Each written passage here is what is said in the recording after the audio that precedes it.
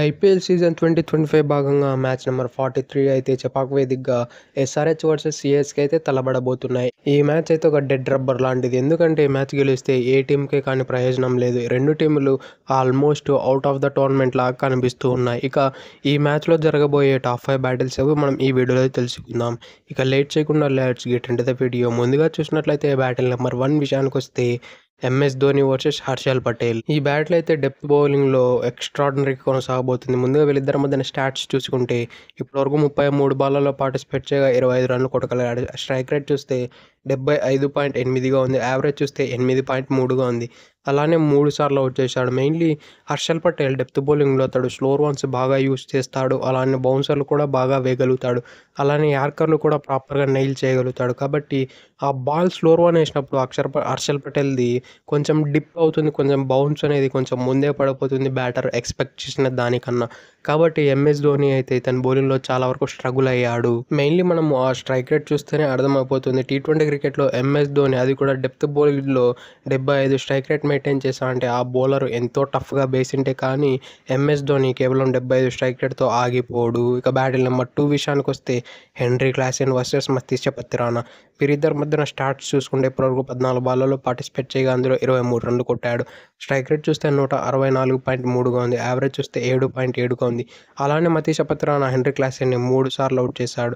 ఈ బ్యాటిల్ కూడా చాలా బాగుండబోతుంది. మెయిన్లీ హెన్రీ క్లాసెన్ అయితే లాస్ట్ టైం ముంబై ఇండియన్స్ పైన ఏకంగా 70 రన్లు కొట్టి మంచి ఫామ్ని అయితే కనపరిచాడు. One of the toughest pitch పైన. ఆ పిచ్ పైన అయితే ఎస్ఆర్హెచ్ బ్యాటర్లు మొత్తం చేతులు ఎత్తేచ్చారు ఎక్సెప్ట్ హెన్రీ క్లాసెన్. ఇతడు ఒక్కడే ఆ ఫైటింగ్ టోటల్ రావడానికి కారణం. అతడే 144 రన్లు వచ్చాయంటే స్కోర్ బోర్డ్ పైకి ఇతడు ఏకంగా 60 రన్లు కొట్టాడంటే నాట్ అన్ ఈజీ జాబ్. అలానే మతీష పత్రాన్ అయితే కొంచెం ఆఫ్ కలర్డ్గా కనపడుతున్నాడు ఈ సీజన్ అయితే అతడు పెద్దగా వికెట్లు తీయలేదు. అలానే ఎకనామికల్గా బౌలింగ్ చేయలేదు. కాబట్టి నాకు తెలిసినంత వరకు హెన్రీ క్లాసెన్ మతీష పత్రానాని టేక్ ఆన్ చేసి కొంచెం అగ్రెసివ్ వేలో ఆడే అవకాశాలు చాలా ఎక్కువగా కనిపిస్తూ ఉన్నాయి. ఇక బ్యాటిల్ నెంబర్ 3 విషయానికి వస్తే SRH openers versus Ravichandran Ashwin. SRH openers అయిన అభిషేక్ శర్మ మరియు ట్రావిస్ హెడ్ అయితే డెఫినెట్లీ రవిచంద్రన్ అశ్విన్కి తడబడే అవకాశాలు ఉన్నాయి. మనమైతే విల్ జాక్ లాంటి పార్ట్ టైం స్పిన్నరే వీళ్ళిద్దరిని చాలా వరకు కష్టపెట్టాడు. అది కూడా ఒక ప్రాపర్ ప్లాన్ వేసుకొని వచ్చి మరి ఆఫ్ సైడ్ ఆఫ్ స్టంప్ మాత్రమే వేసి బాల్ని ఫ్లైట్ చేస్తూ అతడైతే చాలా వరకు ఇబ్బంది పెట్టాడు ఈ బిగ్ హిట్టర్స్ని. కాబట్టి అశ్విన్ కూడా అదే ప్లాన్ని ఎగ్జిక్యూట్ చేసే అవకాశాలు కూడా ఉన్నాయి. ఇక వీరితో స్టాట్స్ చూసుకుంటే అభిషేక్ శర్మ అయితే రవిచంద్రన్ అశ్విన్ బౌలింగ్లో ఒకసారి కొట్టాడు. అలానే 155 స్ట్రైక్ రేట్ అయితే మెయింటైన్ చేయగలిగాడు. అలానే ట్రావిస్ హెడ్ విషయానికి వస్తే అతడు కేవలం 47.4 స్ట్రైక్ రేట్ మాత్రం మెయింటైన్ చేశాడు.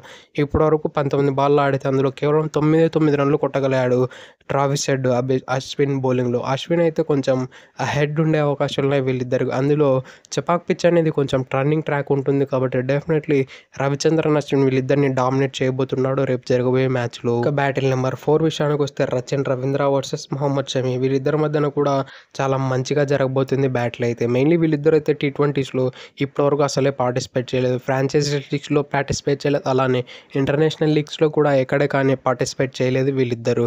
కాబట్టి వీరిద్దరి మధ్యన అయితే ఒక ఎగ్జైటింగ్ బ్యాటిల్ ఉండబోతుంది. అలానే మొహమ్మద్ షమి అయితే ఓడే ఫార్మాట్లో ఛాంపియన్స్ ట్రోఫీలో మరియు వరల్డ్ కప్లో అయితే 2 సార్లు అవుట్ చేసి పడేశాడు రచిన్ రవీంద్రాని. కాబట్టి ఆ కాన్ఫిడెన్స్తో డెఫినెట్లీ రచిన్ రవీంద్రాని ఈసారి కూడా బ్యాక్ ఫుట్లో పెట్టే అవకాశాలు చాలా ఎక్కువగా ఉన్నాయి. రచిన్ రవీంద్ర కూడా అంత మంచి ఫామ్ అయితే కనపరచలేదు. ఇనిషియల్లీ అయితే కొంచెం ఏదో రన్స్ కొట్టగలిగాడు. కానీ సీజన్ పోయే కొద్దీ అసలు అతడు రన్స్ అయితే రాలేకపోతున్నాయి అతని బ్యాట్ నుంచి.